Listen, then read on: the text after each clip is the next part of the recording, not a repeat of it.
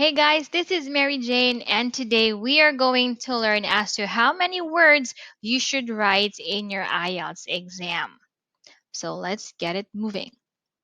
This is one of the most common questions my students would ask me, and it's always interesting to hear many different opinions about this. So, unfortunately, there are some really bad advice and misconceptions surrounding this question. So I think the two worst pieces of advice would be you don't have to write 250 words in writing part 2. That 10% below is okay. And you should write as much as possible to get a good mark. So these two statements are simply wrong and it will really lead you to lose marks. So, what happens if I write under the word count? The only advice you should listen to is if you want to answer the question properly, you must write at least 250 words in part 2 and 150 words in part 1. So if you're going to write less in these totals, you will lose marks under task achievement because you haven't answered the question properly. IELTS examiners have to sit and count all of your words for this reason. So it is really heartbreaking when a good student or a good candidate produces great answers but only writes 249 words in part 2. Unfortunately, we are going to yes, or we or the examiner rather will have to mark them down in that case. Should I write more words to get a good mark? All right, so no, this is a bad idea for a few reasons. First, you only have a set amount of time to answer both questions. Time management is one of the most important things to learn in the IELTS writing exam.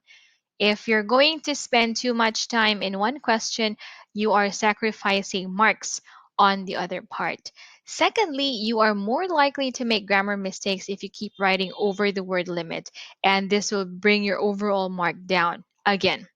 And finally, you are being judged on quality, not quantity. So focus on marking or making your answer, let's say the best it can be, rather than the longest it can be. Remember that you should also allocate time to planning and checking as well as for writing. How many words should I write? So in the exam, you won't have time to count all the words. So it is suggested that you aim to write about 10% over what you're expected to write. So in other words, aim to write around 160 to 170 words for task 1 and 270 to 280 words for task 2. If you aim for this amount, then you're more likely to go over the required word limit. Next, so let us have how do I know how many words I have in the exam? So, as stated before, so you won't have time to count all these words, but there are other ways to judge this. So, it's advised for students to download the official IELTS writing sheet or answer sheet, print them out, and then practice writing on these. So, all of the answer sheets are the same, so you won't, let's say, you won't need to worry about the size of it. So if you're able to, let's say, see how much of the sheet you need to use, so yes, you will be able to have the required word limit. And of course, practicing with the official answer sheets will also familiarize you with the test and you will not get any surprises on test day. Are all words counted the same way? So, unfortunately, no. Hyphenated words like first class or state of the art count as one word only, and contractions like I'll or were also count as one word. But ideally, you should not be using contractions in academic essays. You will be able to write the whole word. Do not use contractions for academic essays. So words like and the are always counted towards the word limit. So punctuation is not included in the word count. Okay, next one. So let me move my face over here. All right. Okay, can I copy words from the question? So you can copy single words, but you can't copy whole parts of the question. You should never copy full sentences from the question, and repeating the question will mean the examiner subtracts these words from your word count. So therefore, you're the same as writing, it doesn't really count.